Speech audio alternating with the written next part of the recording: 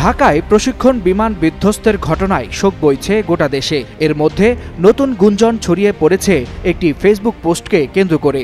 Anonymous main page নামের একটি Facebook পেজের একটি পোস্ট শেয়ার করছেন অনেকেই।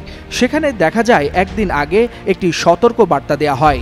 বলা হয় একটি স্কুল ভবন ভেঙে পড়বে, অনেক শিশু শেষ হতে পারে। খুব দ্রুত ভয়াবহ বিপর্যয় আসছে বলেও সতর্ক করা হয়। বলা হয় ভবনের রক্ষণাবেক্ষণ দুর্বলতার ফলেই এটি ঘটবে।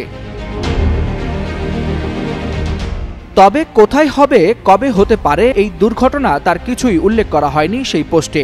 এমনকি বাংলাদেশের নামও সেখানে উল্লেখ নেই। অ্যানোনিমাস মেইন পেজ নামের এই ফেসবুক পেজটি কারা পরিচালনা করছে তা বোঝার কোনো উপায় নেই, কারণ সবার মুখমণ্ডল ঢাকা থাকে একটি বিশেষ ধরনের মাস্ক দিয়ে। আর পেজটি কোথা থেকে পরিচালনা করা হচ্ছে তাও জানা যায় না।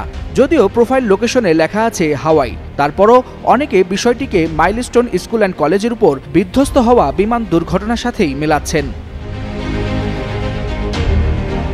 তবে সাইবার বিশেষজ্ঞরা বলছেন এই ধরনের পেজের কোনো সত্যতা নেই। ফেক পেজ খুলে ভয় ধরানোর জন্য বিশেষ চক্র এসব পোস্ট দিয়ে থাকতে পারে।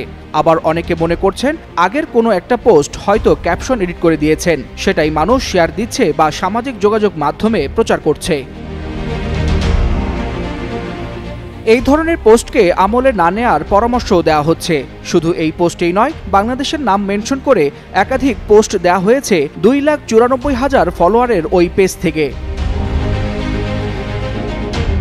তবে দুর্ঘটনার বিষয়ে আইএসপিআর জানিয়েছে যান্ত্রিক ত্রুটির কারণে প্রশিক্ষণ বিমানটি বিধ্বস্ত হয়েছে। তদন্ত শেষে আরও বিস্তারিত জানা যাবে। এমনকি পাইলট বিমানটিকে ফাঁকা জায়গায় নিয়ে যাওয়ার চেষ্টা করেছিল বলেও উল্লেখ করে আইএসপিআর। ওয়ালিউল হাসানাত, যুগান্তর নিউজ।